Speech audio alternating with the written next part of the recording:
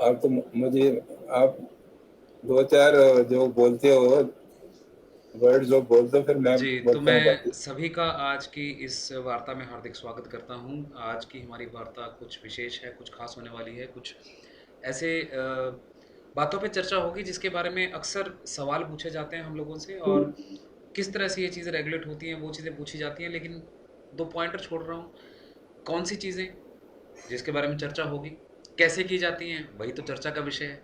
तो उस दो चीज़ों का जवाब देने से पहले मैं, जो हमारा विधिवत प्रोग्राम रहता है, मैं अपने बड़ों को पहले आमंत्रित करता हूँ ताकि वो आगाज़ कर सकें। उसके बाद फिर मेरी बारी आएगी। आज बोलने की ज़्यादातर मेरी ही बारी है, तो मैं अभी कम बोलूँगा। तो भट्टी साहब, आपसे निवेदन कर रहा हूँ, आप आइए और जो आप आगाज़ करना चाहते हैं, हमें इजाज़त देना चाहते हैं, उसके लिए ठीक है, please. Thank you very much, thank you. Bansal साहब हमें मेरे ख्याल 5-6 साल हो गए हैं जब मिले थे, and I found him to be very enthusiastic about many things which are new. तो तब से हमारी दोस्ती हो गई है, and as we came along मुझे लगा कि he is a multi talented person. तो आज का जो इन्होंने सब्जेक्ट लिया है उसकी ब्रीफ सी इंट्रोडक्शन इनके बारे में पहले दे दें। He is a programmer by profession. तो जो सब्जेक्ट आज का है उसको कहते हैं social substance, a unique initiative based on crowdsourcing where resources are mobilized in order to get sustainable development in various spheres of life such as education, health, waste management, biodiversity, employment, etc. Social substance is a social entrepreneurship founded by Dr. Arun Bansal, who has by now regulated 28,500 kg of waste and organized over 900 events in the area of Tri-City. I think this is a remarkable contribution. Uh, I think the beauty of this is that he has never been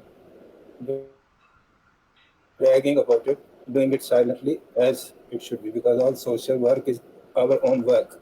Society is an extension of an individual human person, which he has understood and put it in action in his own life. I'm very happy that we are friends for the past 4 years.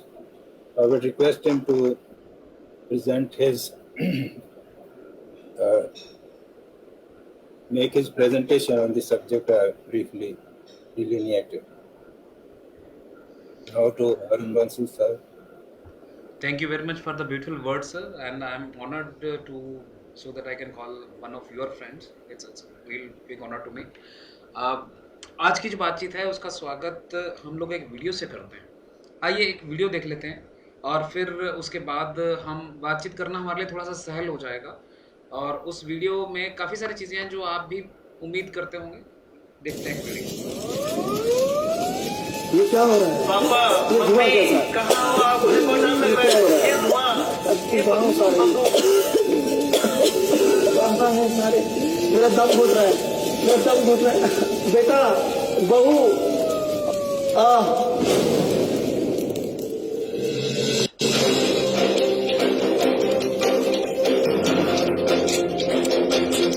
शहर जल रहा है, लोग मर रहे हैं, आग घरों तक पहुंच रही है, सब तरफ कचरा ही कचरा, जिधर देखो कचरा ही कचरा, गली मोहल्ले नुक्कड़ दुकान चौराहे सब तरफ कचरा ही कचरा। कचरे के पहाड़ बन रहे हैं, पानी सूख रहा है, जमीन बंजर बनती जा रही है और आदमी कचरा होता जा रहा है।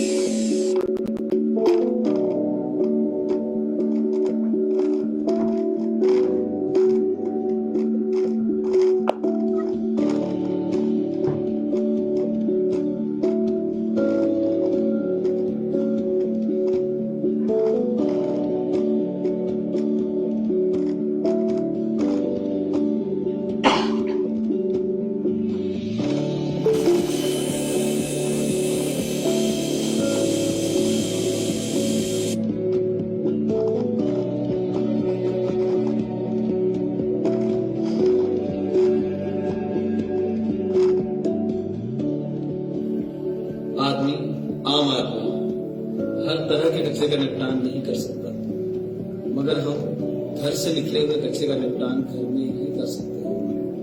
2.5 साल हो गए मुझे, मैंने अपना घर का कचरा बाहर नहीं जाने दिया, किचन गार्डनिंग कर रहा हूँ और वही यूज कर रहा हूँ। और प्लास्टिक वेस्ट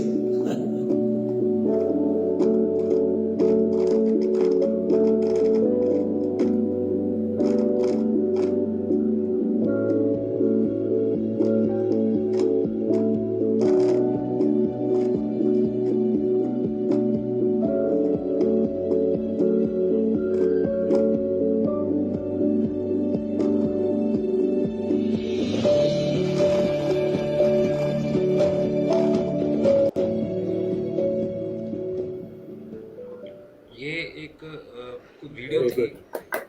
धन्यवाद सर, धन्यवाद। ये एक वीडियो थी जो दर्शाती है कि हम लोगों की फिलॉसफी क्या है। जी, आप कुछ कहना चाह रहे थे, प्लीज अगर आप कोई वीडियो के बारे में कुछ कहना चाह रहे हैं तो आप बात कर सकते हैं। जी डॉक्टर बालकर साहब आप म्यूट हैं। आवाज नहीं आ रही। आवाज गुड मॉर्निंग एवरीबॉडी। आज तो मैं सभी का जस्ट मुझे लगता है कि एक और साथ में वीडियो चल गई, मैं उसको बंद कर दूँ। जी, तो अगर आप कुछ कहना चाह रहे थे पहले, मुझे लगा कि आप वीडियो के बारे में कुछ कहना चाह रहे हैं। अगर आप कहना चाह रहे हैं तो कह सकते हैं, मैं फिर उसके बाद अपनी बात शुरू करूँगा। जी, आगे बढ़ता हूँ। तो ये एक वीडियो जो मैंने आपको शुरू में दिखाई, इसमें एक मैंने आपको कंसेप्ट बताया वेस्ट मैनेजमेंट का, जिसको 3 साल तो अब मुझे हो गए, मैंने अपना घर का कचरा घर में ही निपटान करता हूँ। मैं पूरा वेट वेस्ट 3 साल से मैंने घर से बाहर नहीं दिया है। उसी को दर्शाती ये एक वीडियो थी जो हम लोगों ने आपके सामने रखी। और एक कोर कंसेप्ट वेस्ट मैनेजमेंट का जब आप लेके चलते हैं तो एक दूसरी लाइन याद आती है, जहाँ से मैं अब अपनी प्रेजेंटेशन का आगाज़ कर रहा हूँ। Education is about the overall development of human being. Overall ये हमारे मस्तिष्क के ऊपर भी डेवलप करने की बात है, ये हमारे शरीर को डेवलप करने की बात है, हमारे स्पिरिचुअल डेवलपमेंट की बात है, और सबसे बड़ी जो डेवलपमेंट है वो सामंजस्य बिठाने की बात है। कैसे समाज के साथ हम सामंजस्य बिठाते हैं, सोशल रिस्पॉन्सिबिलिटीज़ की बात हम लोग करते हैं एजुकेशन में। तो कैसे आएगी? तो कुछ एरियाज़ हमने काउंट करे: education, health, sports, employment, skill development, finishing school. There were so many areas जिसके ऊपर हम लोगों ने बात करना शुरू किया।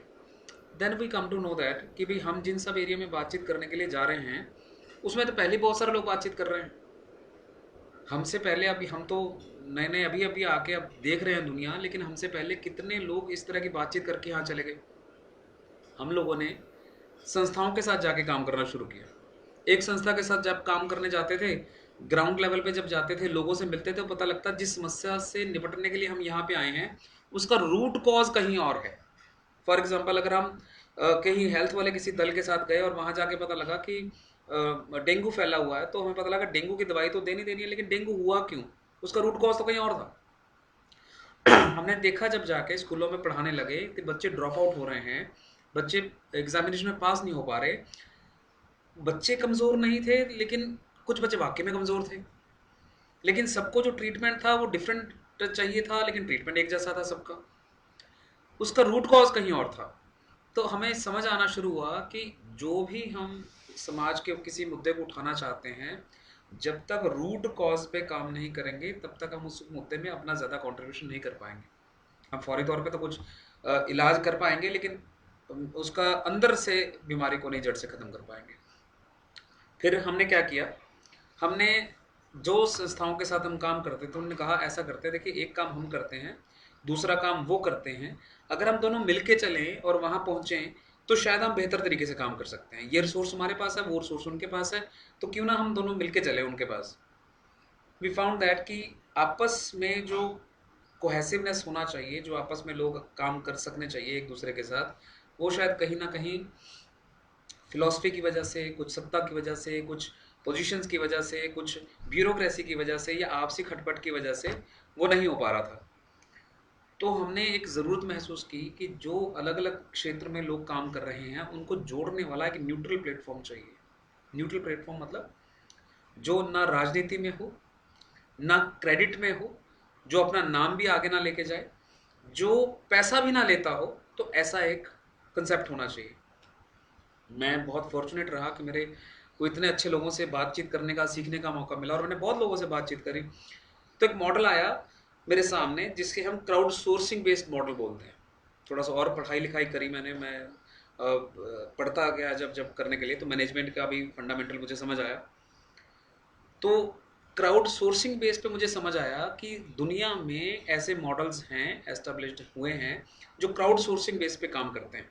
और एक मॉडल था जो मैं बहुत साल पहले मैंने कहीं चैट में लिखा था, कहीं किसी से बात करते समय, और बाद में जाके पता लगा बहुत बड़ा मॉडल बना।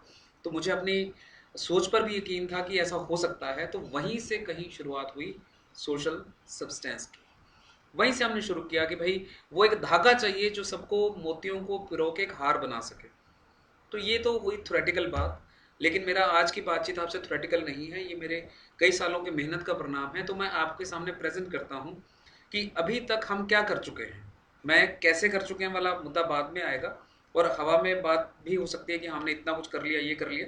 लेकिन मैं प्रैक्टिकली आपके सामने कुछ तस्वीरों के जरिए, कुछ इवेंट्स के जरिए, कुछ वीडियोस के जरिए मैं जितनी बात ये भी कर रहा हूँ आपको दिखाने वाला हूँ।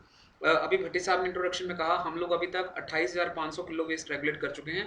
28 टन वेस्ट रेगुलेट करना अपने आप में, अगर मैं एज एन इंडिविजुअल यहाँ से एक शुरुआत कर सकता हूँ, और अगर हम सब लोग मिल जाएं तो हमारे यहाँ के शहरों में कचरा घर होंगे ही नहीं। हम अपना वेस्ट अगर खुद मैनेज कर लें तो हमारी ज़िंदगियों में जो बदलाव आएगा, एम्प्लॉयमेंट की समस्या नहीं होगी, स्किल एंड डेवलपमेंट घर घर में होगा। तो कैसे एक ही दिशा से चलने पर हम कई दिशाओं में जा सकते हैं, इसका मैं डेमोन्स्ट्रेशन आपके सामने करने लगा हूँ, अपनी स्क्रीन आपको प्रेजेंट करने लगा हूँ, ज़रा देखिएगा।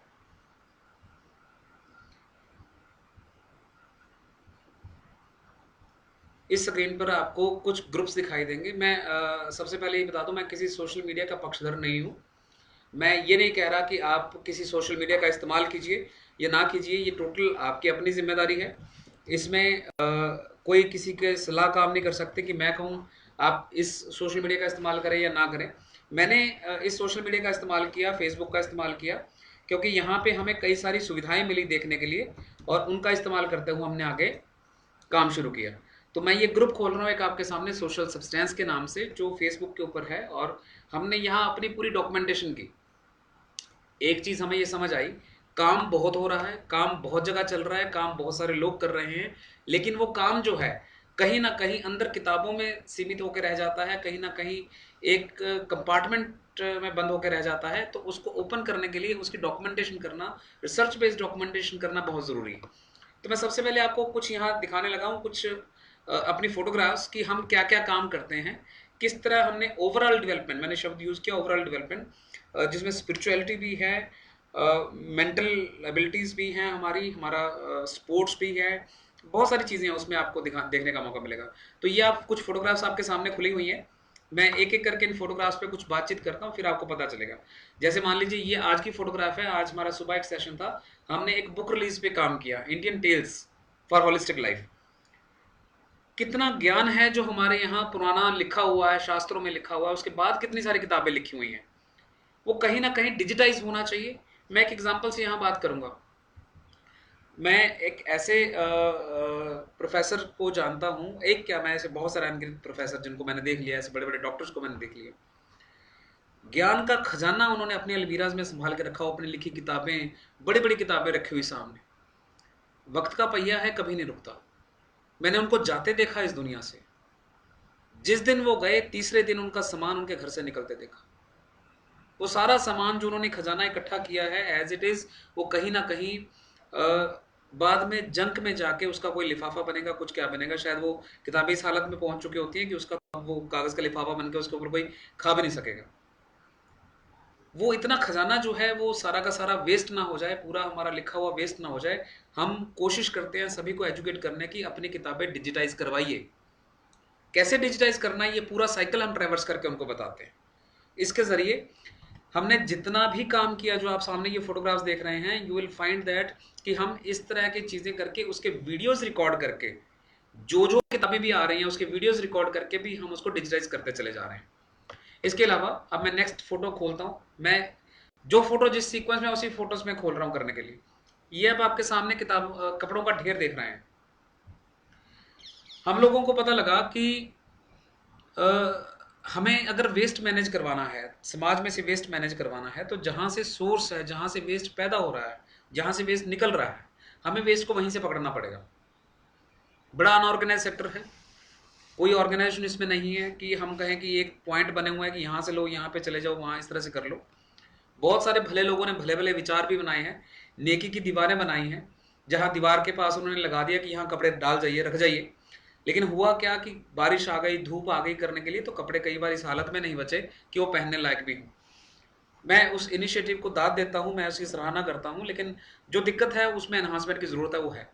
हम लोगों ने क्या करना शुरू किया, हम घरों से कपड़े पकड़ के हमने ऐसी बस्तियां पकड़ी जहाँ झुग्गी झोंपड़ियाँ थी, जहाँ ऐसे लोग थे जिनको कपड़ों की ज़रूरत थी, ऐसे बच्चे थे जिनको ज़रूरत थी, हमने उनको देना शुरू किया।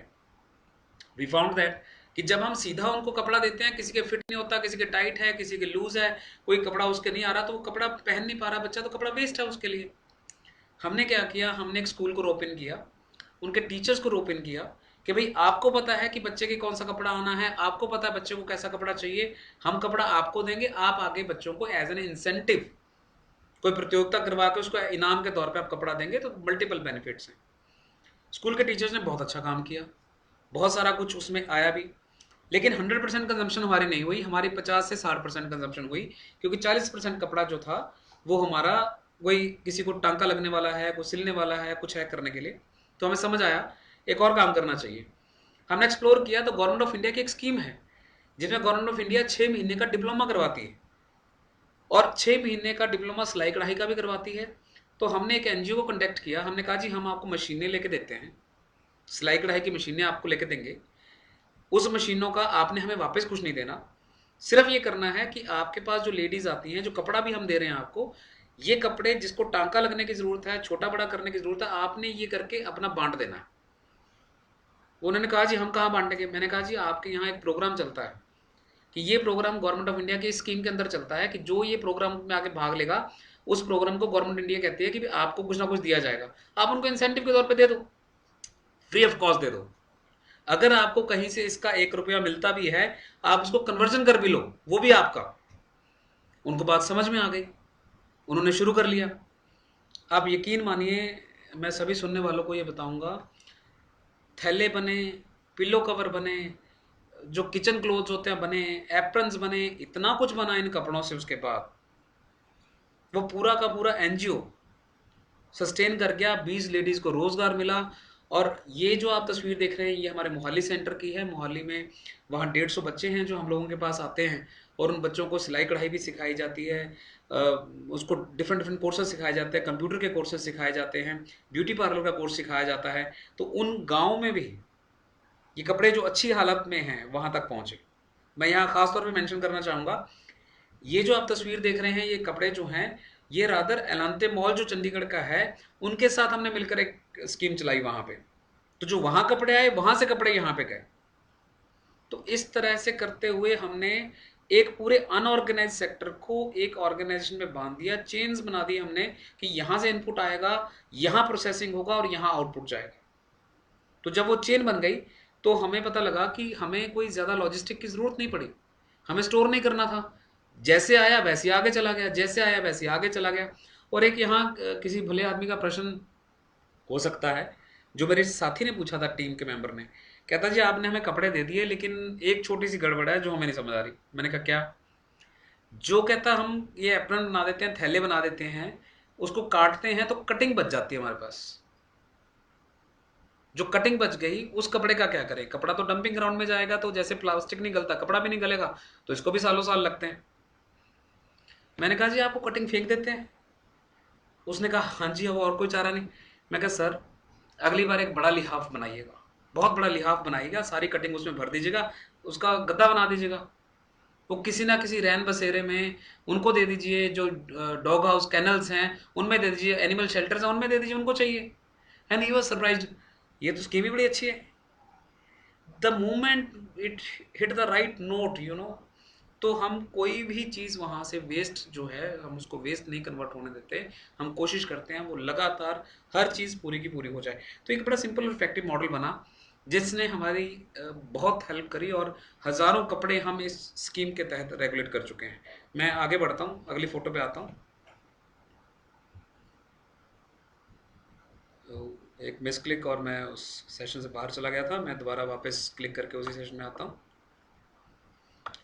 ये जो बाकी आप देख रहे हैं हमारे सामने अलग अलग चीज़ें, ये एक हमने साथ साथ ये भी कोशिश करी है, हालांकि हम बहुत ज़्यादा मीडिया में तो नहीं जाते, लेकिन हम कम से कम इतना बताने की कोशिश करते हैं कि हमने इस तरह की काम किया है। तो मीडिया में कभी कभी कवरेज हम लोग भेज देते हैं। तो जो शॉर्ट फिल्म मैंने आपको दिखाई है उसकी कवरेज है। और साथ ही आप अगर देखें तो ये एक मैं इनिशिएटिव और आपको दिखाना चाहूँगा। जब हम ओवरऑल डेवलपमेंट की बात करते हैं तो इंक्लूसिवनेस की बात भी करते हैं, इंक्लूसिव एजुकेशन की बात भी करते हैं। हम ना सिर्फ जो आम लोग बोल ठीक से सकते हैं या चल ठीक से सकते हैं उनके से काम करते हैं, बल्कि स्पेशल जो हमारे लोग हैं, सोसाइटी का हिस्सा हैं, जो जिनको कुदरत ने किसी ना किसी तरीके से स्पेशल एबिलिटीज़ बख्शी हैं, उनके साथ भी हम काम करते हैं। सेक्टर 15 में समर्थ जियो नाम का एक NGO है जिसके साथ मिलके भी हम काफ़ी काम करते हैं। और आप सबको मैं इनवाइट भी करता हूँ, कभी आप आइए सेक्टर 15 का NGO में, समर्थ जियो में, देखिए कैसे बच्चे रहते हैं वहाँ पे। तो उनको आर्ट के ज़रिए हम आर्ट थेरेपी देने का काम करते हैं, उनको किसी ना किसी तरह से खुशी देने का काम करते हैं। और मैं यहाँ PNA थिएटर जो है हमारे सुभाषिष न्योगी साहब हैं, उनका भी मेंशन करना चाहूँगा। स्किट करना, क्लाउनिंग एक्ट करना, डांसिंग एक्ट करना, इन बच्चों को जो खुशी मिलती है उस बात से, जो इनके चेहरे पे मुस्कुराहट आ जाती है उनको मिलकर, उसका कहना ही क्या। तो ये कुछ चीज़ें हैं जिनको डेफिनेटली हमारी एक ड्यूटी लगी है, इस ड्यूटी के तहत हम लोग करते हैं। और यानी स्पेशल जो बच्चों का हमारा हिस्सा है उसको भी हम कवर अप करते हैं। आगे बढ़ता हूँ, मैं आपको और इसके बाद लेके चलता हूँ। ये एक शैडो थिएटर पे आपको एक ये भी एक बड़ा अच्छा तस्वीर है जो मैं दिखाता हूँ। अभी देखिए ये शैडो पपेट्री है। तो इस तरह की विधाएं, आर्ट की विधाएं जो हमारे एजुकेशन सेक्टर में बहुत काम से इफेक्टिवली यूज़ की जा सकती हैं। हमारा NEP जो आया है वो रोल प्लेइंग की बात करता है, थिएटर की बात करता है, आर्ट की बात करता है, साइंस में आर्ट की बात करता है, बहुत सारी चीज़ें कि बच्चे को समझाना है किसी ना किसी तरीके से। लेकिन उम्मीद क्या है कि जो एक टीचर वहाँ पढ़ा रहा है 45 बच्चों को, वो 45 बच्चों को अकेला टीचर ही सब कुछ करा देगा, एक अकेला बंदा नहीं करवा सकता। ये प्लानिंग एग्जीक्यूशन में बहुत बड़ा गैप है। जो कोर उसके एक्सपर्ट्स हैं, अगर उसकी हेल्प ले ली जाए तो टीम बना के तो काम किया जा सकता है, जो मकसद है वो पूरा किया जा सकता है, सिर्फ एग्जीक्यूशन को बदलने की ज़रूरत है। तो ये एक हम कोशिश करते हैं कि स्कूलों में सबको अवेयर करने की भी हमारे पास ये रिसोर्स अवेलेबल है। आप अपने स्कूल में इस तरह के एक्ट करवाना चाहें तो हम लोग करवाते हैं। ये कुछ प्लांटेशन की फ़ोटोग्राफ्स हैं जहाँ हम लगातार प्लांट्स भी लगातार जाके लगाते हैं। ये हमारे मोहल्ले की फ़ोटोग्राफ है, भाई Kanhaiya ji care service society है जिन्होंने वहाँ पे प्लांट लगा के मेडिसिनल प्लांट गार्डन बनाया है एक पूरा, और लोगों को शिक्षा देने के लिए बकायदा वहाँ हर एक प्लांट का नाम भी लिखा गया है। उसके बाद ये एक कुछ फोटोग्राफ्स हैं जो एक स्कूल से हैं। ये एक दिन का मील स्पॉन्सर किया गया था इनर व्हील हार्मनी क्लब की तरफ से। मैं ये डिफरेंट नाम क्यों ले रहा हूँ? डिफरेंट नाम लेने का मतलब ये है, ये वो मोती हैं जिनको सोशल सब्सटेंस एक धागे में पिरोता है। जहाँ से हमारा कंसेप्ट शुरू हुआ था, जहाँ से मैंने कहा कि इतने लोगों को हम ला के एक प्लेटफॉर्म पे रिसोर्सेज को मोबिलाइज करना शुरू किया। तो क्राउड मोबिलाइजेशन तो इसी तरह से आता है। ये मैं आपको एक फोटोग्राफ दिखा रहा हूँ अभी, आप ये फोटोग्राफ देख सकते हैं। ये एलांते मॉल में हमारी आर्ट की वर्कशॉप की है। यहाँ पे हम अच्छे जो रिनोन्ड हमारे कलाकार हैं उनको भी बुलाते हैं, और जो नए उभरते हुए कलाकार हैं उनको भी बुलाते हैं।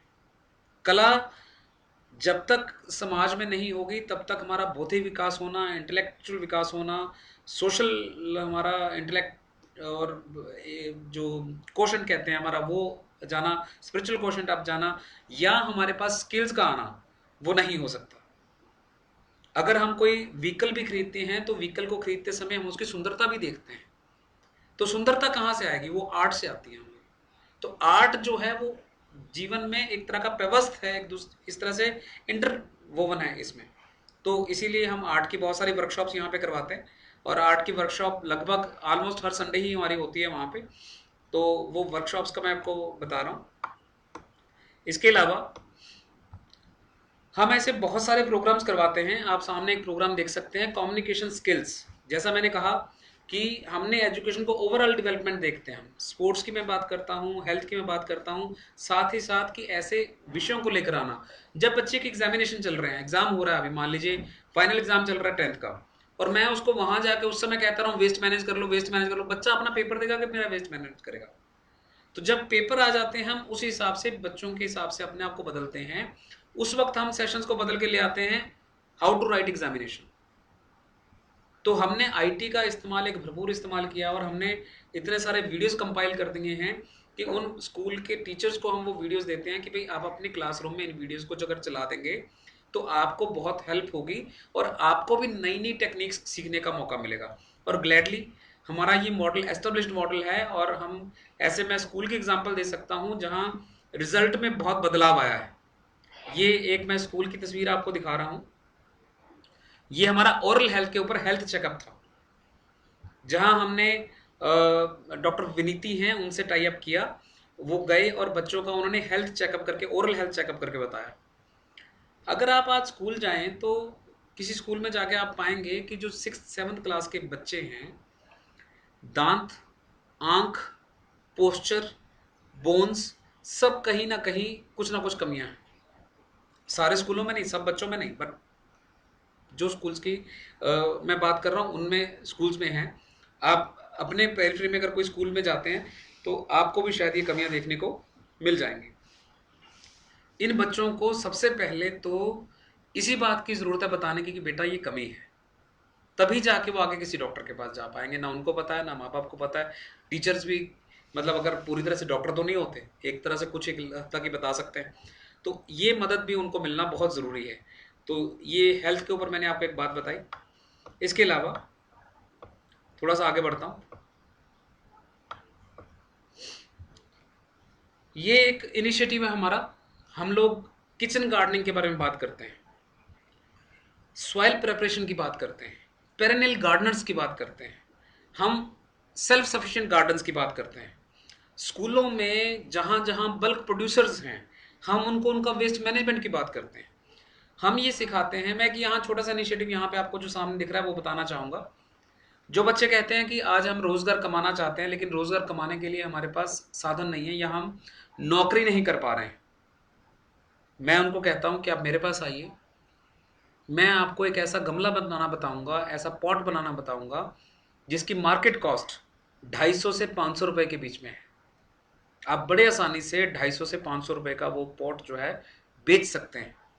मैं आपको वो 60 रुपये में बनाना बताऊँगा, मेहनत आपको करनी पड़ेगी। तो ये ऐसे इनिशिएटिव लेके अगर हम काम करें तो हम बहुत सारे स्किल एंड डेवलपमेंट के प्रोग्राम्स को भी आगे ले जा सकते हैं। ये खाना खुद भी उगा सकते हैं। किचन गार्डनिंग के बारे में थोड़ी देर में मैं और बात भी करूंगा। किचन गार्डनिंग पे तो हम बहुत सारी चीज़ें करवाते हैं। मैं एक बार कुछ तस्वीरों के जरिए आगे बढ़ता चला जा रहा हूँ, उसके बाद कुछ और चीज़ों पे आऊँगा। और बच्चों को इनकरेज करने के लिए हम खास तौर पे कुछ पब्लिकेशंस भी करते हैं। मैं उन पब्लिकेशंस की बात भी करूंगा। यहाँ पे आप देखिए वेस्ट टू वेल्थ टिप्स हैं। तो खास तौर पे बच्चों के अंदर कला कैसे विकसित हो सकती है उसका एक उदाहरण आपके सामने रखा है मैंने। मैं आगे बढ़ता हूँ।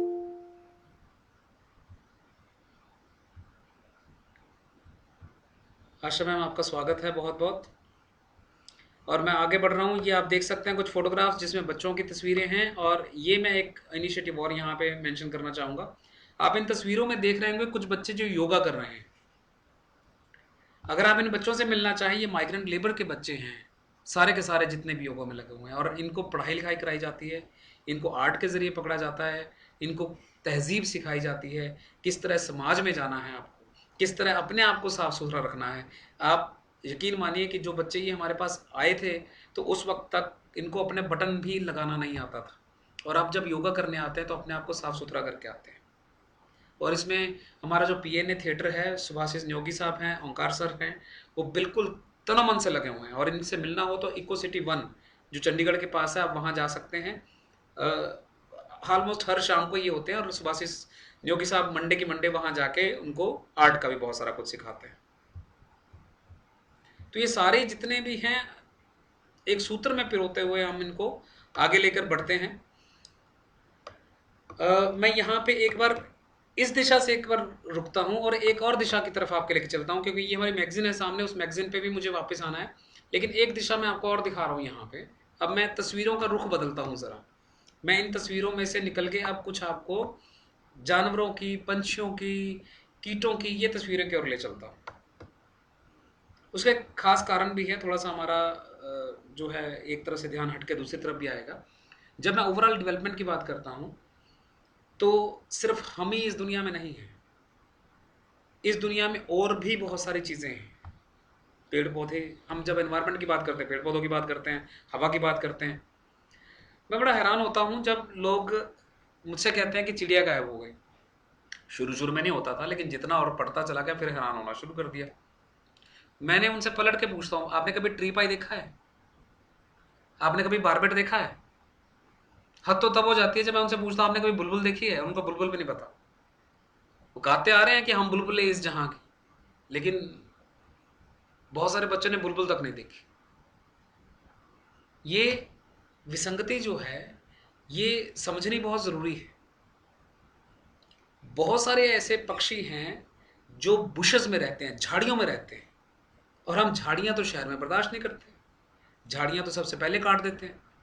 जब झाड़ियाँ काट दी, किसी का घर ही काट दिया, तो आपके पास बर्ड्स कहाँ से आएंगे? तितलियाँ घर में बुलाना चाहते हैं। बहुत हैरानी की बात है, जब तितलियाँ घर में आती हैं तो तितली के रूप में नहीं आती, सबसे पहले अंडों के रूप में आती है। अंडों से कैटरपिलर निकलते हैं। उन कैटरपिलर को सुंडी कहते हैं हम लोग, और सुंडी पे ऊपर स्प्रे करके पहले सुंडी मार देते हैं और फिर कहते हैं तितली आ जाओ। ये छोटी छोटी बातें हैं। जब मुझे समझ आई तो हमें पता लगा कि ये ओवरऑल डेवलपमेंट की बात करने के लिए आपको ओवरऑल ही पकड़ना पड़ेगा। पहले उसकी खूबसूरती लोगों को दिखानी पड़ेगी, उसको डॉक्यूमेंट करना पड़ेगा, लोगों को जागरूक करना पड़ेगा। होस्ट प्लांट्स कौन से होते हैं, हैबिटेट क्या होता है, हैबिट्स क्या होते हैं। और जब मैं समझा, मैंने साइंस के लोगों से बातचीत करी, उन्होंने मेरी तरफ देखा ऐसे कि भाई ये तो साइंस की बातें हैं, आम आदमी से क्या कहनी है, आम बच्चों को क्या बतानी है ये बात। मैं एक ब्रिज, मुझे लगा बहुत बड़ा गैप है, एक ब्रिज बनाने की ज़रूरत है जहाँ सिटीजन साइंटिस्ट बने लोग खुद आगे बढ़ के आए और काम करें। तो हमने एक बड़ा छोटा सा हमने एक उपाय निकाला, लेकिन वो फैलते फैलते कितना बड़ा बन गया उसकी मैं एक डेमो आपको दे रहा हूँ। हमने फोटोग्राफ्स को क्लिक करना शुरू किया, कहाँ खींची है, कब खींची है, ये 2 पैरामीटर के साथ हमने इस ग्रुप में डालना शुरू किया। जो ग्रुप आप सामने देख रहे हैं, इस ग्रुप का नाम है नेचुरल बायोडाइवर्सिटी। मैं एक बार स्क्रॉल कर रहा हूँ नीचे, आप देख सकते हैं कितनी खूबसूरत तस्वीरें यहाँ पे हैं।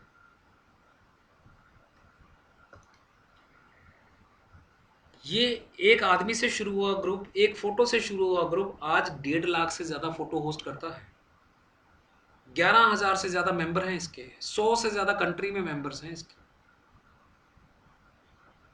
और इतने हाउस वाइफ्स के हमें कमेंट्स आए कि भी हम नहीं खींचते थे फोटो, और उन्होंने किचन में खड़े खड़े अपनी खिड़की से बाहर फोटो खींच के हमें भेजना शुरू किया। कितने बच्चे थे जिनके लिए माँ बाप परेशान थे कि ये मोबाइल नहीं छोड़ता हमारा बच्चा, अब उनको पता है कि उसको ये फोटोज खींच के भेजना है।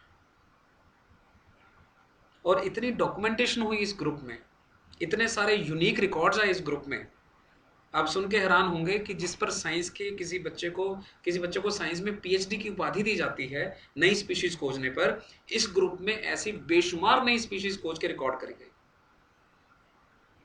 कितना रेपिटेशन वाला काम रोका गया साइंस के अंदर, और इंटरलिंकिंग बिठाई गई कि ये होस्ट प्लांट है भाई, बॉटनी से जूलॉजी अलग नहीं है, जूलॉजी से बॉटनी अलग नहीं है। बायोटेक्नोलॉजी की बातें इसमें हुई, और साथ ही साथ जो 6ठी की क्लास में लिखा हुआ है एरोबिक रेस्पिरेशन और एनारोबिक रेस्पिरेशन, उसकी बातें इसमें हुई। सारा नॉलेज बेस जो इकट्ठा होकर यहाँ पे पहुंचा, उसने हमें बताया पंजाब यूनिवर्सिटी में 86 किस्म की बटरफ्लाइज तो पंजाब यूनिवर्सिटी में है। इतना बड़ा खजाना संभाले बैठी है पंजाब यूनिवर्सिटी। 80 से ज्यादा बर्ड स्पीशीज सिर्फ पंजाब यूनिवर्सिटी में। ये खजाना सामने आने का किस तरह से पर्पस बनता, जब तक ये डॉक्यूमेंटेशन ना होती। तो आप देख सकते हैं इस डॉक्यूमेंटेशन का हमने भरपूर फायदा उठाया, और इस डॉक्यूमेंटेशन से एक और डॉक्यूमेंटेशन निकली, वो भी मैं आपको दिखा रहा हूं। ये एक आप सामने किताब देख सकते हैं मेरे, जिसका नाम हमने रखा है संरक्षण। और इसका कवर, आप ब्यूटीफुल कवर डिजाइन किया। आप जरा इसका लोगो देखिए पहले, SANRAKSHAN, सबके अंदर हमने पूरी बायोडाइवर्सिटी को समावेश करने की कोशिश करी है। मैडम सोनिया दत्ता ने ये कॉन्सेप्ट हमने दिया उनको, तो उन्होंने ब्यूटीफुली ये डिजाइन करके लोगो हमें वापस किए। और ये देख सकते हैं आप, जुलाई का हमारा जो अंक है, ये पर मंथ हमारी मैगजीन निकलती है। और मैं इसमें थोड़ा स्क्रॉल करके अगर आपको दिखाऊं तो इसमें कितना कुछ आता है। अब ये पहला ही आप आर्टिकल देखिए, पॉन्डमैन ऑफ इंडिया, 40 से ज्यादा इन्होंने जो पॉन्ड्स होते हैं उनको रिजुविनेट कर दिया। ये सारी जानकारियां लेकर, इस तरह की जानकारियां लेकर हम जगह जगह बांटते हैं। मैं फिर से कह रहा हूं, सोशल सब्सटेंस का कंसेप्ट है सूत्रधार का, उस धागे का जो मोती हैं आसपास, उनको एक सूत्र में पिरोना। तो आप देख सकते हैं कितना। और ये एक और आर्टिकल हमारा मैं यहाँ दिखाता हूँ आपको, बीटल है ये, अगर आप देखेंगे तो it's a weevil, right, it's a weevil. तो ये वीवल जो है, मैं कुछ रोचक जानकारियां देता हूँ आपको, ये इस लेख में दर्ज है। जब आप वीवल को फोटोग्राफ करने जाएंगे ना, क्लोजली फोटोग्राफ, तो सबसे पहला वो करेगा स्टिल हो जाएगा, बिल्कुल ऐसे जैसे स्टिल है, वो आपको ऑब्जर्व कर रहा है, आप उसको ऑब्जर्व कर रहे हैं। द मोमेंट आप उसकी प्रॉक्सिमिटी में पास पहुंचेंगे, ये ड्रॉप डेड हो जाएगा, अपने आप को इस तरह गिराएगा जैसे मर चुका हो। उसका डिफेंस मैकेनिज्म है ये, पड़ा रहेगा वहीं, आप उसको देखते रहे, वो पड़ा रहेगा, थोड़ी देर में उठकर चल पड़ेगा। कैसी कैसी खूबसूरत बातें। एक मैं जिक्र और करना चाहूँगा आपसे, मैं खुद को बड़ा ब्लेस्ड सोल महसूस करता हूँ, और उसका जिक्र करते ही बार बार मैं खुद भी अंदर से आनंद से भर जाता हूँ। 2 वृक्ष थे, इस तरह से 2 वृक्ष थे आपस में, एक बीच में रास्ता था, दोनों वृक्ष के बीच में कम से कम 6 से 7 फीट का फासला था। 6 से 7 फीट का फासला, और काफ़ी ऊंचाई पे थे वृक्ष। मेरी आई साइट के लेवल पे एक जाला लगा हुआ था मकड़ी का। सुबह सुबह मैं बाय चांस, मैं उस दिन सुबह 8:15 बजे करीब किया हुआ था गार्डन में फोटोग्राफी के लिए। 6 फीट का दायरे पे इतना बड़ा जाला मकड़ी ने बनाया हुआ है। मैंने हाथ में कैमरा उठाया हुआ है, मैं उस कैमरे से मकड़ी की फ़ोटो खींचना चाहता हूँ। आगे मैंने मैक्रो लगाया, तब मकड़ी की क्लोज फोटो खींच रहा हूँ। ऊपर से मकड़ी नीचे आ रही है, मेरा कैमरा भी नीचे आ रहा है, नीचे आ रहा है, नीचे आ रहा है, नीचे आ रहा है, और एकदम अचानक से मकड़ी कैमरे से गायब। मैंने देखा कि शायद मैक्रो खींचते समय कई बार ऐसा हो जाता है कि वो सामने से दिखाई देना बंद हो जाता है। मैंने जैसे कैमरा हटाया अपनी आंख से, मेरे सामने से 6-7 फीट का जाला गायब। वो जाला नहीं था वहां पे, एंड आई वाज सरप्राइज्ड कि ये क्या हो गया एकदम से। मैंने ऊपर देखा, 2 पेड़ों के बीच में पहले जहां जाला था 7-8 फीट का, वहां एक तार थी, अब सिर्फ एक पतली सी। वो मकड़ी जो ऊपर से नीचे आ रही थी, जिस एक तार ने उसको नीचे बांध के जाला पूरा, जिस पे पूरी टेंशन से खड़ा किया हुआ था, ऊपर से नीचे उस धागे को काटने आ रही थी। नीचे वाला धागा काटा, जाल लिपटता हुआ सारा ऊपर की ओर उस तार पे लिपट गया। मेरे सामने देखते ही देखते उसने पूरा जाल इकट्ठा करके उसे एक तार में बना लिया।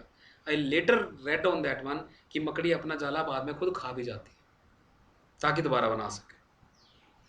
इतनी अमेजिंग दुनिया है ये, और मैं समझता हूँ कि हम इंसान खुद पे फक्र करता रहता है कि ये मैं ही हूँ। वो अपनी तरह के अलग इंटेलिजेंट चीज़ें हैं जो, ये मैं अब थोड़ा तेज़ी से स्क्रॉल कर रहा हूँ ताकि हमारा समय थोड़ा सा अब और बच सके, क्योंकि चीज़ें तो इतनी सारी हैं इसमें, एक एक चीज़ पे बात करूँगा तो ना जाने कितना समय गुजर जाएगा। ये आप देख सकते हैं, एक स्क्विरल अपना घर बनाने के लिए कुछ सामान इकट्ठा करके ले जा रही है। क्या अमेजिंग क्रिएचर्स हैं, क्या अमेजिंग जानकारी यहाँ पे आपको देखने को मिलती है।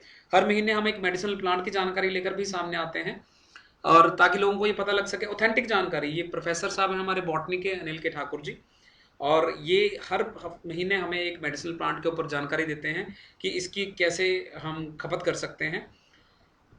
इसके ऊपर हम जानकारी लेके आपके पास आते हैं। और ये इसके साथ साथ हम ऐसे भी बहुत सारे काम करते हैं जिनको फोटोग्राफ में डॉक्यूमेंट किया जाता है। अब ये एक मैं फोटोग्राफ आपको दिखा रहा हूँ जिसमें हमें मौका मिल जाता है हर महीने कोई ना कोई। बांसुर साहब जी 10 मिनट और लगा लें तो 45 मिनट्स हो जाएंगे, फिर थोड़ा डिस्कस कर लेंगे, ज़्यादा ग्रेस्प होगा। डन सर, मैं तभी तेज़ हो रहा हूँ सर अभी बस। ठीक। ये मैं अब इसको एक्सप्लेन अभी नहीं करूँगा, इसको छोड़ देता हूँ। मैंने ये यहीं छोड़ दिया। ये हमारी एक और किताब है जो पर मंथ आती है।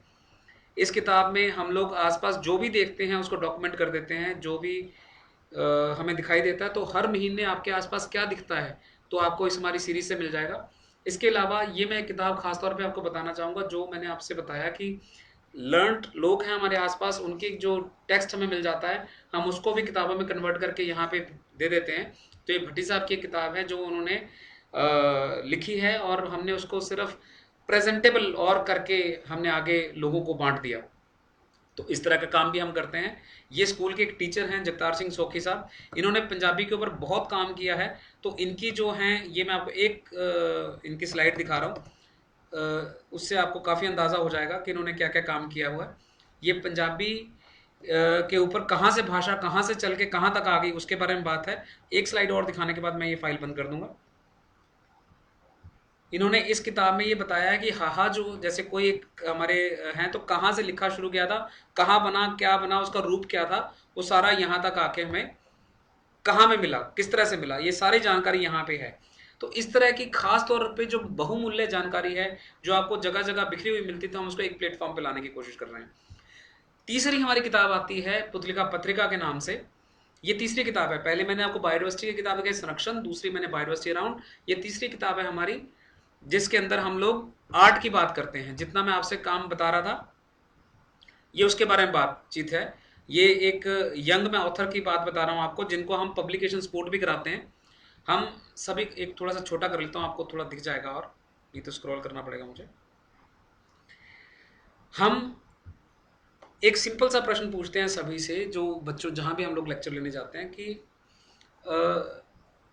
आप पढ़ लिख के किसी कॉलेज में से डिग्री लेके निकलते हो, वो ज़्यादा मायने रखता है, या पढ़ लिख के कॉलेज से निकलते समय 3 किताबें हाथ में लेके निकलते हो कि ये मेरी लिखी हुई किताब है। ऑब्वियसली वो कहते हैं किताबें। तो मैं क्या, आप अपनी दुनिया भर के जो नोट्स आपने इकट्ठा करके बनाया उसको जाते समय डंपिंग ग्राउंड में क्यों डाल के चले जाते हो? हम उनको किस तरह से अपनी किताबें लिखनी है, सेल्फ पब्लिकेशन करना है, ISBN नंबर कैसे चाहिए, ISSN कैसे चाहिए, किस तरह के सॉफ्टवेयर की मदद से वो कर सकते हैं, वो सारा ट्रेवर्स करवाते हैं। और इसके लिए कम्प्लीटली वीडियोस बना के भी हमारे ग्रुप में डले हुए हैं। इसके अलावा दुनिया भर में आर्ट कहाँ यूज़ हो रहा है, किस तरह से यूज़ हो रहा है, एजुकेशन में कैसे यूज़ हो रहा है, कौन कौन क्या क्या काम कर रहा है, वो सारी चीज़ें भी हम इसमें लेकर आते हैं। यानी वर्ल्ड पपेट्री के ऊपर आर्टिकल आता है, इंडियन पपेट्री के ऊपर आर्टिकल आता है, और जो जो लोग आर्ट के क्षेत्र में से एजुकेशन के क्षेत्र में काम कर रहे हैं उसको लेकर यहाँ बहुत सारी चीज़ें दी जाती है। तो ये बहुत एक्सटेंसिव किताब है, मतलब आप पढ़ेंगे तो आपको बहुत सारी जानकारी इसमें मिलेंगी। थोड़ा सा तेज़ हूँ इस वक्त पे ताकि मैं आपको पूरी चीज़ें बता पाऊँ। इसके अलावा रिसेंटली हम लोगों ने अपने YouTube चैनल पे भी काम करना शुरू किया है, जिसमें हमने कुछ सीरीज़ बनाई हैं। ये हमारी कुछ सीरीज़ हैं जिसको हमने नाम दिया है ओए अंकल सीरीज़। ओए अंकल कंसेप्ट इज़ दैट कि हम सब के अंदर एक ना एक ऐसा कॉन्शियसनेस होती है जो हमें गलत काम करने से रोकती है, लेकिन किसी प्रभाव में हम लोग वो गलत काम करने से शायद उस तरफ चल पड़ते हैं।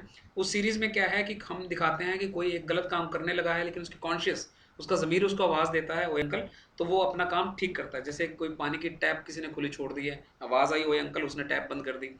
कोई व्हीकल गलत लगाने लगा है, उसको आवाज़ आई ओए अंकल, उसने व्हीकल ठीक कर लिया। तो ये हमने कुछ एक सीरीज़ यहाँ शुरू करी है जिसके ऊपर ये है। मैं एक छोटी सी एक मूवी आपको दिखा रहा हूँ, 15 सेकंड की है ये, तो आप इस मूवी को एंजॉय करेंगे। तो आप इस मूवी को एक बार देखिए ज़रा।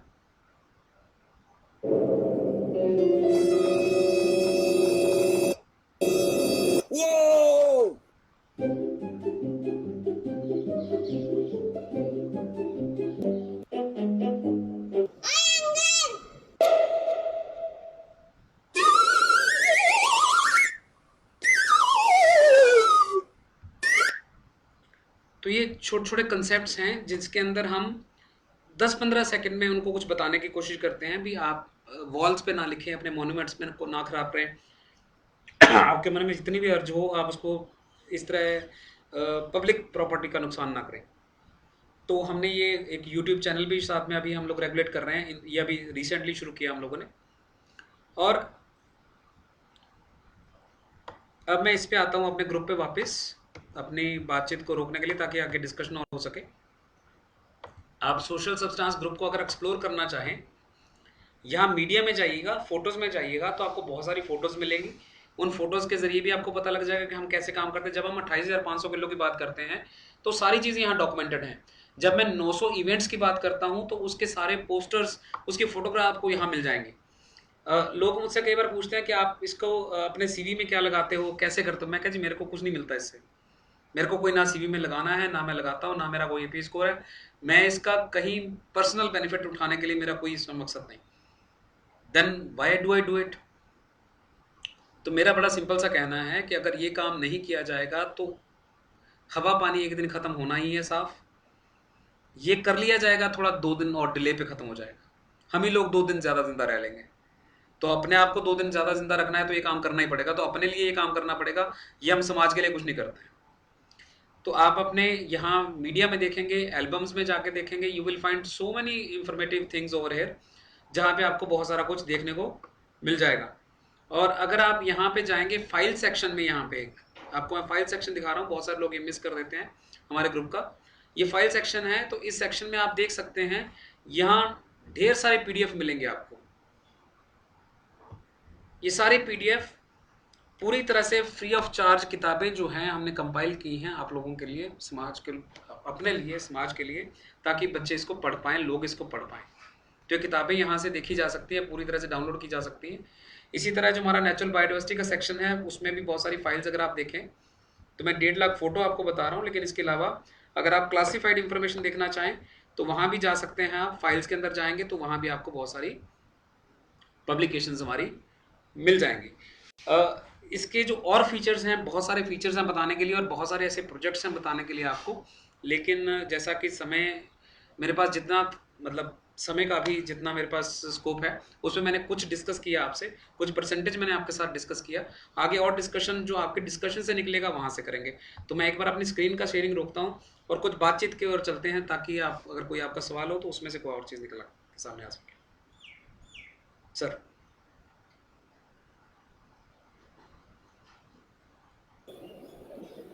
बहुत अच्छा। I think it's a very brilliant presentation, not merely in terms of technical resourcefulness, but also a vision that echoes the holism I have always propagated that India had 5,000 years ago. And it's all gone because we are following certain standards which do not belong to the soil of the country. I'm not saying this in a chauvinistic way, but trying to tell that all legacy is human legacy.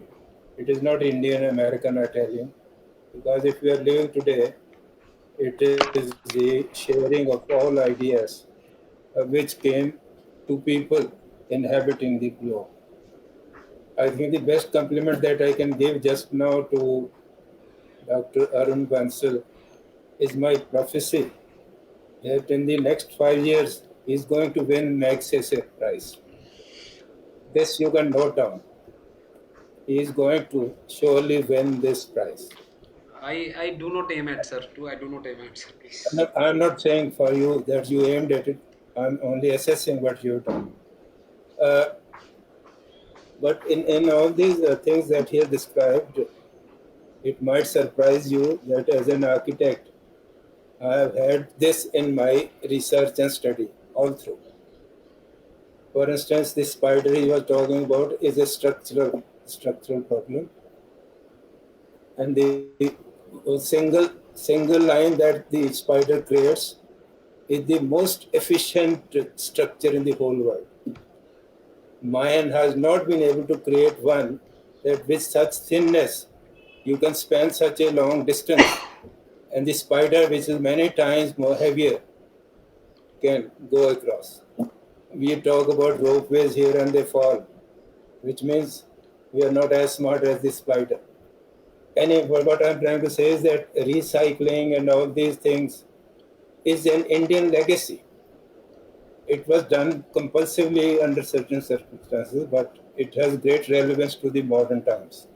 There are many aspects here described, of which I am aware and I've studied and with them, and keep saying that this you must do. For instance, his approach is very good, that rather than treat the symptoms, go down to the source where the problem lies. For that, I will say that however brilliant you may drop educational policies, but the one that you have ignored is that if you go back in history 5,000 years ago, there were no classrooms. Under the banyan tree, the teacher sat, and the students in his front also sat on the ground. And they learned and left a legacy we are unable even to understand, much less match. So that is a school. But that concept is all gone. We are all AC oriented people. Anyway, Arun Saab, it's a brilliant thing, and I think it can't be of that missionary spirit unless inspired by God Himself. So you are charged with this responsibility, and this is going to pay dividends to all humanity. Thank you very much for this brilliant presentation. धन्यवाद sir, बहुत धन्यवाद. Let us have inputs from other. Sir, please allow me just one thing, 10 seconds I will take only. आपने जो कहा definitely, पर मैं अपने माता पिता को और अपने शिक्षकों को ज़रूर धन्यवाद देना चाहूँगा. मुझे लगता है ये सारी चिंगारी उनकी तरफ से है, और जो मैं उन लोगों को मैंने काम करते देखा है, जो मैंने उन लोगों की ज़िंदगी को समझा है, शायद मैं उसका कुछ परसेंटेज भी नहीं करता. तो जो हमारे शिक्षक रहे हैं, जो हमारे माता पिता रहे हैं, उनकी जनरेशन ने जो काम किया है, और उनकी जो मैं ख़ास तौर पे कहना जो उनकी कठिनाइयाँ थी जो हम पहले नहीं समझ पाए थे, आज मुझे समझ आती है उनकी वो कठिनाइयाँ, जिन कठिन परिस्थितियों में उन लोगों ने काम किया है. उनको नमन करता हूँ, और मैं ज़रूर उनका धन्यवाद आपके इन शब्दों के बाद ज़रूर उनको मैं कहना चाहूँगा. जी, तो मैं गॉड कह रही है तो गॉड की फॉर्म्स ही हैं. जी जी जी जी. आई प्रेफर सेइंग गॉड, क्योंकि फिर ह्यूमन बीइंग को कहते हैं तो कुछ और चीज़ पेश हो जाती है. The source is only one. Thank you very much for pointing this out, but I think the truth is something slightly different. Anyway, let's hear from others. We have Chief Architect of Chandigarh Administration, Kapil Sethia, and we have the Colonel Savir, who is also a very brilliant man who has understood many things we never even thought about concerning warfare and how it is fought and all that, and geography. And Radhika, I'm not aware. Good evening. I think. Good evening, everyone. I think it was a wonderful exploration of quite a wide variety of activities which the human endeavors.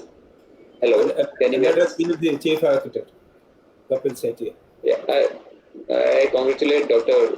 Bharti for getting us in connect with Dr. Arun Bansal. I think he really finds the gems out of the society to let us know where we are working and which direction we are going. But I was just trying to understand from the kind of diversity he deals in, are there any parametric objectives which he has aimed at, or he still wants to diversify his field to all, because his energies probably will be diverted in many other channels if we keep diversifying in all aspects, from art to environment to, I don't know how effective. And are you in collaboration with many people? Sir, आपके बात के ना different पहलू हैं. मैंने एक बात touch नहीं करी थी because I wanted to have that question from the audience. जो भी नए लोग आते हैं, या जो मैंने टॉपिक दिया सोशल एंटरप्रेन्योरशिप का, मैंने वर्ड यूज़ नहीं किया अपनी प्रेजेंटेशन में एंटरप्रेन्योरशिप. उसका रीज़न था पर्टिकुलरली बिकॉज वो क्वेश्चन मैं ऑडियंस से चाह रहा था. तो आपके क्वेश्चन का एक बैकग्राउंड में एंटरप्रेन्योरशिप का मॉडल भी है. तो सबसे पहले उस चीज़ की आती है फंड्स. सबसे पहली बात आती है फंड्स, कि ये सारा जो इनिशिएटिव मैं बात कर रहा हूँ ये चलता कैसे है, इसके पीछे कितनी फंडिंग एजेंसीज हैं, कितने लोग काम करते हैं, कैसे है. आई टेल यू दैट कि इस पूरे जितना इनिशिएटिव है, जैसे मैंने 28,500 किलो वेस्ट रेगुलेशन की बात करी, मैंने इतने सारे लोगों की नेटवर्किंग की बात करी. सोशल सब्सटेंस किसी से एक पैसा भी फंड नहीं लेता है. सोशल सब्सटेंस में हम किसी को फंड अप्लाई भी नहीं करते हैं. कोई हमसे अप्रोच करता है कि भाई बेटे का जन्मदिन है, मैं आपको ये 5,000 रुपीज़ देना चाहता हूँ, हम किसी से कोई मनी एक्सेप्ट नहीं करते हैं. हम उनको राइट ऑडियंस बताते हैं, वेरीफाइड ऑडियंस. हम उनको बताते हैं कि ये जो आप कर सकते हो, डायरेक्टली वहाँ पे जाओगे, हम जा सकते हैं वहाँ आपके साथ. वो डायरेक्टली जो बंदा वहाँ पे होगा वो अपनी रिस्पॉन्सिबिलिटी से आपकी जो चीज़ रिसीव करेगा वो बाकायदा पब्लिक के सामने ग्रुप में आएगी. वो ग्रुप में आके आप आके काम करवाओ. कैसे? इसका एक उदाहरण देता हूँ. कोविड के दौरान हमारे कुछ स्कूलों में ऐसे बहुत सारे बच्चे थे जिनके घरों में स्मार्टफोन नहीं था, कुछ के घर में फ़ोन था लेकिन उसको रिचार्ज कराने के पैसे नहीं थे। तो कोविड के दौरान हम लोगों ने एक एक्टिवली इसी तरह से एक्टिविटी करके एक ग्रुप बनाया जिसमें 2000 बच्चों का फ़ोन रिचार्ज करवाया गया। किस तरह से? जिस बच्चे का फ़ोन रिचार्ज होगा तो हम बच्चे से नंबर नहीं लेंगे, टीचर उसका नंबर देगा कि मेरी क्लास में ये बच्चा पढ़ता है, इसका ये नंबर है, ये बच्चा क्लास के लिए लगा नहीं पा रहा है, तो इसके अगर फ़ोन रिचार्ज हो तो क्लास लगा पाएगा। और फिर बांसल साहब सॉरी टू इंटरवीन, लेकिन उनका क्वेश्चन थोड़ा डिफरेंट था। सर मैं उस पे आ रहा हूँ सर। डाइवर्सिफाइंग सर मैं उस पे आ रहा हूँ। मैं most likely that you know lose them. उसमें ये मैं सर उस पे आ रहा हूँ, लेकिन मुझे इसी तरह से आंसर करने दीजिए क्योंकि इसमें वो छुपा हुआ है, नहीं तो फिर वो ऑब्जेक्टिव रह जाएगा, सब्जेक्टिव बात नहीं बन पाएगी। Please allow me. तो आपने जो डाइवर्सिफिकेशन की बात करी, हमें समाज में जब हम गए तो हम ये ऑब्जेक्टिव लेके जब गए करने के लिए कि जब हम ये करना चाहते हैं, लेकिन वहाँ ग्राउंड रियलिटी कुछ और ही थी। तो हमें समाज समय के हिसाब से अपने आप को डाइवर्सिफिकेशन जब तक नहीं करते तब तक हम उस चीज़ को अपने कंटेंट को अचीव ही ना कर पाते। हमारा मकसद क्या था कि हमने बच्चों का एकेडमिक स्टैंडर्ड अप करना है या उनको एग्जामिनेशन में अच्छे मार्क्स दिलाने हैं। कोविड आ गया, अब उस समय में अगर वो रिचार्ज ना करवाता, मैं अपना ही कहता रहता है बच्चों की क्लासेस लगवा लो, क्लासेस लगवा लो। कैसे क्लासेस लगती? Diversification was need of the hour. तो डाइवर्सिफिकेशन हमने जहां जहां की, हमने समस्या के हिसाब से डाइवर्सिफिकेशन की। That is one part. Second, मैंने आपको फंड का बताया कैसे मोबाइल रेगुलेशन हमने किया। एंटरप्रेन्योरशिप यहाँ पे कहाँ पे आती है? बिजनेस में जो हम हाई रिस्क टेकिंग वाला पार्ट होता है ना, वहाँ होता है। तो आपका जो क्वेश्चन है वो अगेन रिस्क टेकिंग वाला पार्ट है। That is why I call it entrepreneurship model, because by diversification yes we are taking a higher risk, but at the same time it is giving us the bigger dividends also, because we are able to connect so many teams. कोई team सिर्फ medicinal plant में काम कर रही है, कोई team कहती है जी मैं एलर्जीज में काम कर रही हूँ, हमने दोनों को मिला दिया। अगर हम डाइवर्सिफाइड थे तभी मैं दोनों लोगों तक पहुंच के दोनों के साथ काम कर पाया। अगर मेरा भी फोकस एक ही तरफ होता तो मैं इतने डाइवर्सिफाइड लोगों को लेकर साथ चल ही ना सकता, क्राउड सोर्सिंग हो ही ना सकती, because crowd word itself has imbibed thing that it is diversified. तो वो डाइवर्सिफिकेशन का जो मैटर है वो डेफिनेटली वो एक तरह से देखने में लगता है, लेकिन अगर आप मेरी ओरिजिनल स्टेटमेंट में जाएं, overall development, target is the same happiness, target is the same joy. If I am not healthy, I cannot be happy. That is a simple motive to me. So to make me happy, I need to make you healthy first and then you would be happier. So मुझे वो diversification अपनी समस्याएं, जो समस्याओं के साथ मैं काम करता गया उनके साथ लगी, और इन सारी डाइवर्सिफिकेशन के पीछे मेरा जो कोर काम करता है वो सिंपल एक ही है सर। और मैं आपको ये, आप अगर दोनों ग्रुप्स दोबारा देखेंगे और थोड़ा एक्सटेंसिव तौर पे देखेंगे, आपको इस डाइवर्सिफिकेशन में एक यूनिटी नजर आएगी। वो जो यूनिटी है, वो एफर्ट्स की जो यूनिटी है, जो रिसोर्सेज को इकट्ठा करके मोबाइल यूनिटी जो बनाई गई है, जो सोशल एंटरप्रेन्योरशिप का मॉडल बनाया गया है, वो यूनिटी आपके इस क्वेश्चन को आंसर बेहतर कर पाएगी कि डाइवर्सिफिकेशन कितनी ज़रूरी है आज की डेट में। और जो NEP आया है, नया स्कूल एजुकेशन की बात हो रही है, या इवन सर ने अभी बिल्डिंग्स की बात करी, आप चीफ आर्किटेक्ट हैं, तो ग्रीन बिल्डिंग्स के कंसेप्ट की बात करनी, सस्टेनेबल बिल्डिंग के कंसेप्ट की बात करनी, रिचार्ज की बात करनी, सोलर सिस्टम्स की बात करनी, कितनी डाइवर्सिफिकेशन ज़रूरी है आर्किटेक्ट फील्ड में भी। तो ये सारी चीज़ों को जब डाइवर्सिफिकेशन को जब एक यूनिटी में लाया जाएगा तब बात जाके बात बनेगी, और हम सब लोगों को इंटरलिंकिंग बिठानी पड़ेगी। और इंटरलिंकिंग आप तब तक नहीं बिठा सकते जब आप डाइवर्सिफाइड बेसिस सोच नहीं रहे हैं। और I am glad that sir I am trained for that one. मेरी ट्रेनिंग इन सब चीज़ों में हुई है। मैं IT का मुझे मौका मिला सीखने का। मैं MTech IT में हूँ, तो मुझे IT से बहुत सारे ऐसे मॉडल्स मिले सीखने को। हमें मॉडल सिखाए गए, कॉस्ट एनालिसिस वाले भी मॉडल सिखाए गए। MBA मैंने फाइनेंस और उसमें किया, तो मुझे फाइनेंस की जानकारी हो गई कि यहाँ से ये हो सकता है करने के लिए। डॉक्टरेट मेरी एजुकेशन में है, तो मुझे उनके सोशियोलॉजिकल फिलोसफिकल मॉडल मुझे वहाँ से सीखने का मौका मिल गया। तो मुझे इतने सारे, जब मैंने किताबों का लिटरेचर मेरे पास आया, तो मुझे वो इन सब चीज़ों से पता लगा यार बात तो सारे एक ही कह रहे हैं, सब ने अपनी टर्म्स अलग अलग रख ली। अब टर्मिनोलॉजी अलग अलग रखने से वो कंसेप्ट को कह देंगे पलट गया, तो कंसेप्ट तो नहीं पलटा, बात तो सेम ही थी। और फिर जाके प्रैक्टिकली मैं जब डिपार्टमेंट ऑफ एनवायरनमेंट में मैंने काम किया इतने सालों, मुझे यही समझ आया भी कोर में एक ही चीज़ है, आप उस तरफ चले चलो, लोगों को ये समझाओ कि आपको खुशी जिसमें मिलती है वो चीज़ अच्छी। तो गाना गाने में खुशी मिलती है, वो भी एक तरह का मेडिसिन है। जो सॉन्ग गा के म्यूज़िक के ज़रिए कोई किसी को थेरेपी दे रहा है, वो भी एक तरह का डॉक्टर है। लेकिन अनफॉर्चुनेटली हमने इतना कन्फाइंड कर दिया, डाइवर्सिफिकेशन को इतना छोड़ दिया करने के लिए कि हमने उसको डॉक्टर मानना बंद कर दिया, हमने उसको गवैया गायक कह के उसको वहीं छोड़ा है। तो ये डाइवर्सिफिकेशन की इंटरलिंकिंग बहुत ज़रूरी है सर। तो इसी वजह से मैं इन्हीं के लिए समझता हूँ कि डाइवर्सिफिकेशन जब तक ना होती तब तक ये सोशल सब्सटेंस का कंसेप्ट ना होता, और ये कंसेप्ट ही उसकी लाइन पे है, डाइवर्सिफिकेशन की लाइन पर उनको यूनिफाई करने की। तो ये मोतियों को पिरोने का काम मोती ही डाइवर्सिटी के हैं, और उसी को पिरोने का काम सोशल सब्सटेंस का है सर। आई होप अब मैंने आपकी बात का आंसर किया सर। अगर कोई बात रहेगी तो आप मुझे फिर कर्नल साहब से पूछें। Thank you for asking this question Kapil CPS साहब। Thank you, sir. Thank you, sir. कर्नल साहब से पूछें कुछ। देखिए जी, doctor Arun Bansal is a very fine person, is a very dear friend also. ये डॉक्टर बांसल की खास बात मुझे है कि is a multi faceted, multi talented personality. इनका complete focus is toward social problems and इतना सेल्फलेसली काम करते हैं और इतने इतने इतने अलग अलग फोरम्स पे काम करते हैं। अभी इट इज अमेजिंग, इनकी energy is amazing, his focus is amazing. अभी इन्होंने बड़ी अच्छी बात कही कि मैं अपने गुरुओं को और अपने पेरेंट्स को की वजह से मैं यहाँ हूँ। इन्होंने, बल्कि मैंने इनको ये देखा है कि इनका जो ये जो ऊपर से जो उनके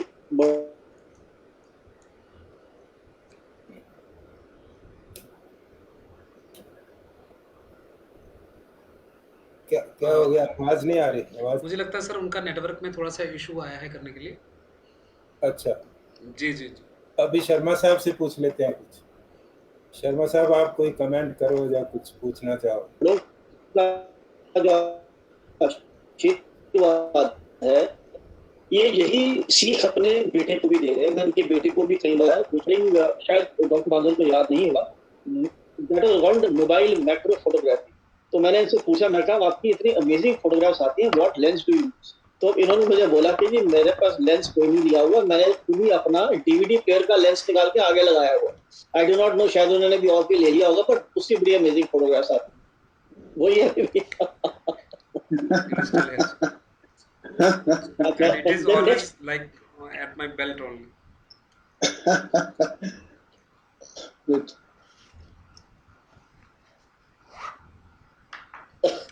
Excellent. ये मुझे याद है, आपसे करीबन 2 या 3 साल पहले मैंने ये बात करी। हाँ, देन एक और बड़ी सी बात मुझे, digitization of books. Now this is where I would come back to doctor Bhatti. Sir, you are such a knowledge house, you are a warehouse, you are a complete huge warehouse of knowledge and your books. Sir, have you digitized your books? You are such an amazing man with so much of knowledge. Sir, you also need to digitize your books for the coming generations. That's all I have to say, sir.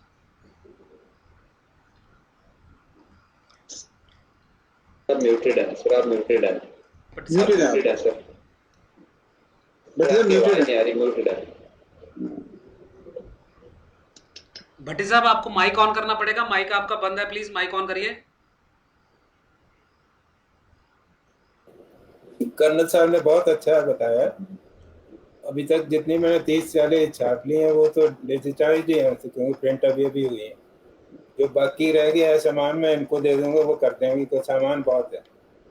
और ये जो चीज़ मैं कह रहा था, बार बार कहता हूँ, वो ये है कि मैंने तो एक ही सोर्स देखा है, and that is God।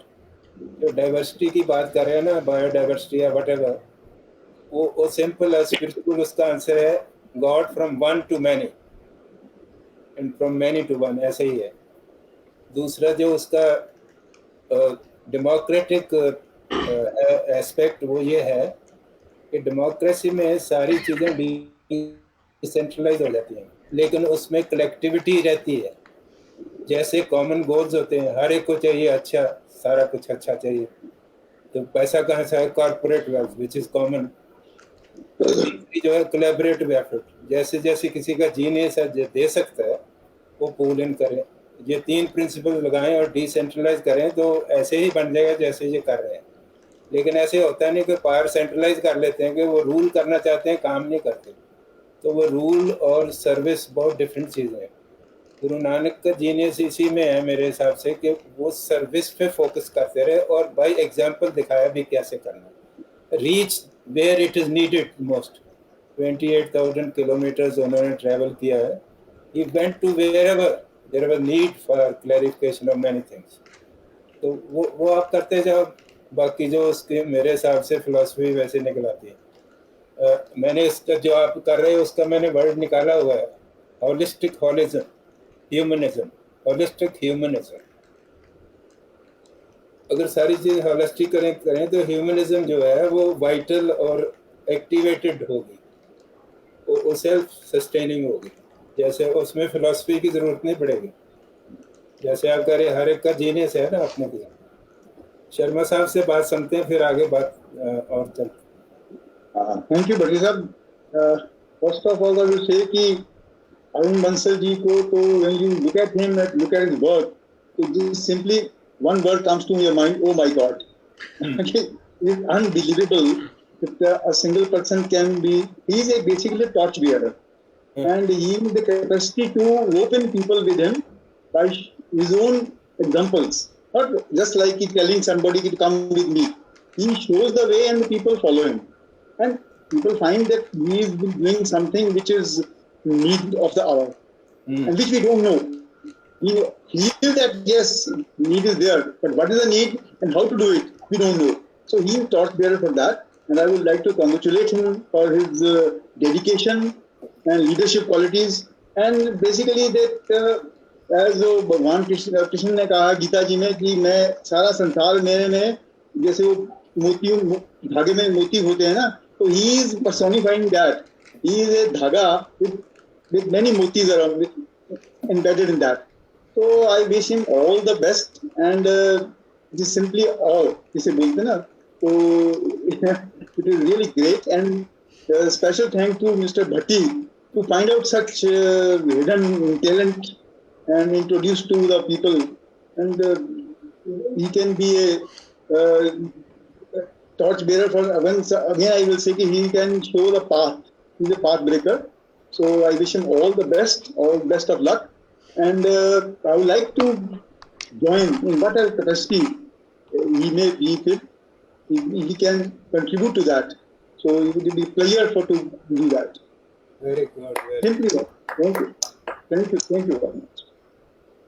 Sethia साहब और कुछ? Sir, I think Dr. Bansal, are you based out of Chandigarh? I'm presently working with Punjab University, Chandigarh. Yes, Chandigarh. So are you? Is your whatever this entrepreneurship known to the municipal corporation, because they're doing some kind of are you in connect with the commissioner, because the Swachhta they were trying to find some NGOs who will help them, and this kind of figures you talk of will be great help to at least inspire a few NGOs to the wet waste management systems. Are you in connect with the municipal commissioner or anybody? Sir, I will be giving a subjective answer on this one. First of all, since at my home for 3 years now, I have not given any wet waste outside of my home. And I have also not given for 7 years, but that doesn't help, because they supposedly. I'm coming to that one. I'm coming to that one. I have been working with Department of Environment, Chandigarh administration for 7 years, and I have collected data from all the departments. During that period, I was known to every department of the Chandigarh, including MC. But for the last 10 years now, I'm working with the Punjab University, and from here, there is a bottleneck of meetings, because all the offices are working from Monday to Friday, and Monday to Friday I am quite on my seat only.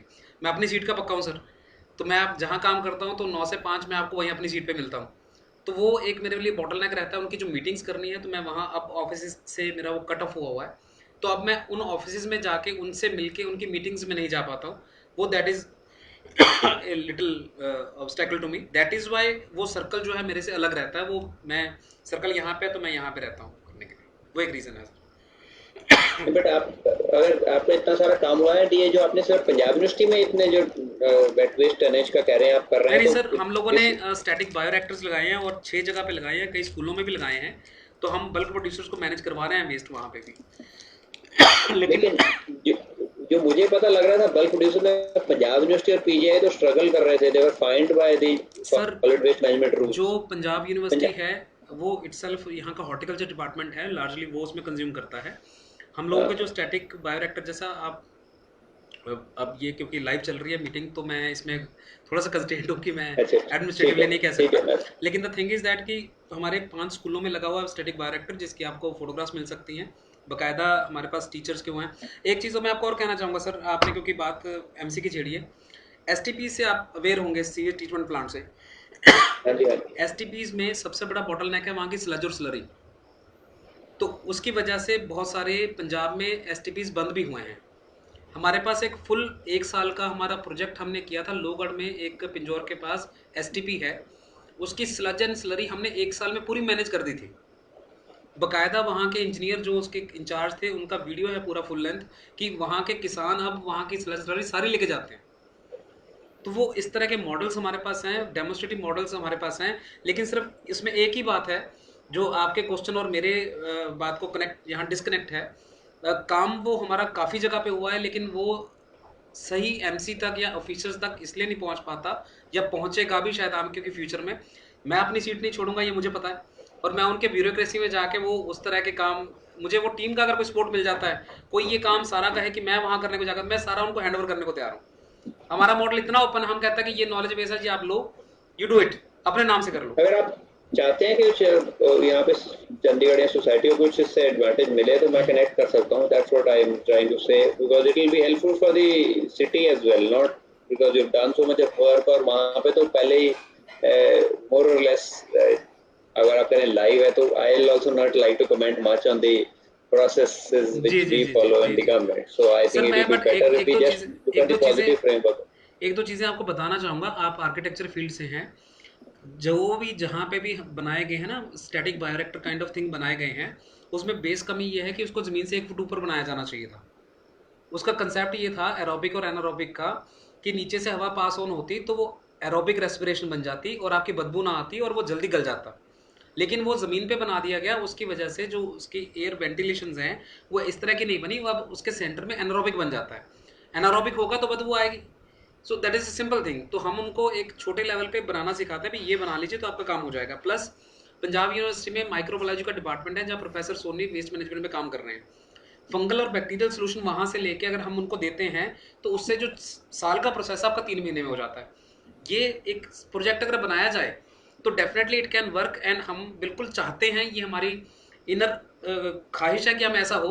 लेकिन सिर्फ एक ही बात है कि पता है, अगर 1000 करोड़ रुपए अगर स्मार्ट सिटी के उसमें से आया है ना बजट में से, तो उसमें 800 करोड़ रुपए सिर्फ एसटीपीज पे खर्चा हो रहा है। 800 करोड़ रुपए। I understand, sir. So 80% of the budget is going and we are almost at the conclusive situation.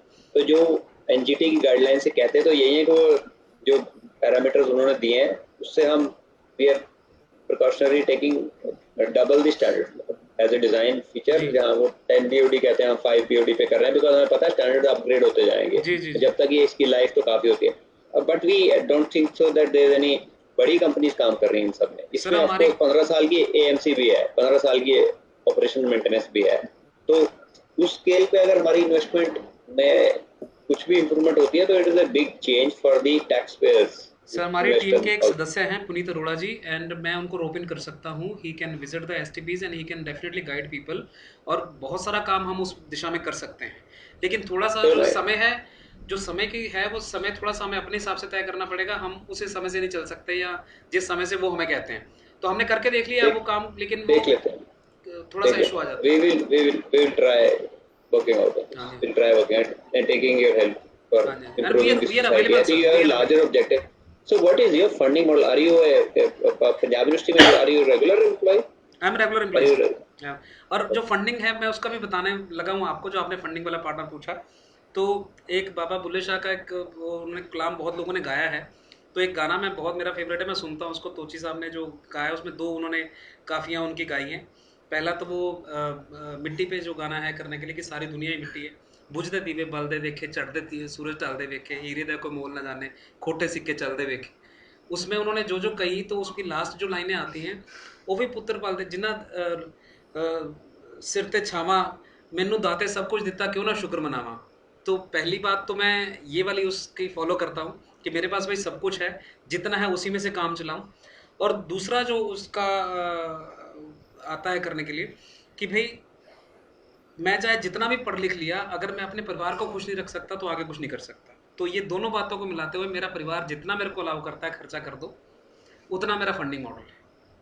तो उतना ही फंड हम इसमें डाल के उस फंड के ज़रिए हम काम करते हैं। इसके अलावा कोई भी मैं आपको बता चुका हूँ, कुछ भी आता है तो हम आगे के आगे ट्रेवर्स कराते हैं, that is the only funding part. लेकिन हाँ, क्योंकि पंजाब यूनिवर्सिटी में हूँ, अगर प्रोजेक्ट मोड में मेरे को कुछ ऑफर किया जाता है या करने के लिए, प्रोजेक्ट मोड में करने के लिए, मैं पंजाब यूनिवर्सिटी से टाई अप करके वो प्रोजेक्ट कर सकता हूँ, वो उसके लिए मैं एंटाइटल्ड हूँ। तो अगर पंजाब यूनिवर्सिटी को कुछ प्रोजेक्ट एलोकेट करने का कुछ ऐसी स्कीम बन सकती है, definitely I am on that. Thank you. Very interesting. जी जी, Very good. All the best. I wish you all the best for all your future. I am looking forward to sir, I am looking forward.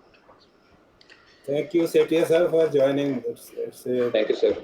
Thank you. pleasant surprise भी है और आपने इतने अच्छे input दिए। Sir कभी आया जाता है, आज तो आना कन्वीनियंट था ना, इसलिए it's easier to join in. अभी I hope you are changing to the physical model, मैं आपसे उसकी बात करता हूँ। नेक्स्ट मंथ से करेंगे सर और कर्नल साहब भी आ जाते हैं, थोड़ी हमें जवानी आ जाती है देखकर। अरे सर, पट्टी very साहब kind of you to say. पट्टी साहब आई सजेस्ट मैं एक बार, हमारा क्योंकि लाइव चल रहा प्रोग्राम, पहले फेसबुक के ऑडियंस को विदा कह देता हूँ, फिर मीट पे हम लोग 5-7 मिनट बने रह सकते हैं। तो फॉर्मल एक बार मैं फेसबुक के ऑडियंस को अपनी विदा कह दूँ। हाँ तो कह दें उनको जी, तो फर्स्ट फ्राइडे फॉर्म में जो हमारा एक मंथली सेशन होता है, ये हम यूजुअली हर फ्राइडे, जो पहला फ्राइडे होता है मंथ का, उसमें करते हैं। लेकिन आज हमने थोड़ा एक्सेप्शन लिया, आज हमने संडे को ही सेशन किया, तो अगली बार आप हमें ज्वाइन करिएगा। फर्स्ट फ्राइडे को आप हमसे ज्वाइन कर सकते हैं। इन दिनों में हमारे सेशन थोड़े से ऑनलाइन चल रहे हैं, लेकिन हम ऑफलाइन भी सेशन करते हैं। हमारा जो बेस है चंडीगढ़ है, और जो हमारे लर्नड मेंटर हैं SS भट्टी साहब, उनकी छत्र छाया में ये प्रोग्राम चलते हैं। आपको हम इनवाइट करते हैं, कभी भी आप आइए, जुड़िए हमारे साथ। और आज के इस जो प्रोग्राम था, इसके ऊपर आपका कोई खास कमेंट हो तो आप हमारे पास इस वीडियो की थ्रेड में आप लिख सकते हैं, हमें बता सकते हैं। कुछ आपके पास सजेशन हो इम्प्रूवमेंट के लिए, जो सोशल सब्सटेंस के लिए, वो भी आप दे सकते हैं। कुछ आप काम करना चाहते हो वो भी बता सकते हैं। हमारा मतलब यही है कि जहाँ से आप बैठ के, उसी जगह के आपके आसपास के लोग अगर आपसे खुश ना हुए तो आपका बैठना बेकार है। धन्यवाद हमसे आज जुड़ने के लिए।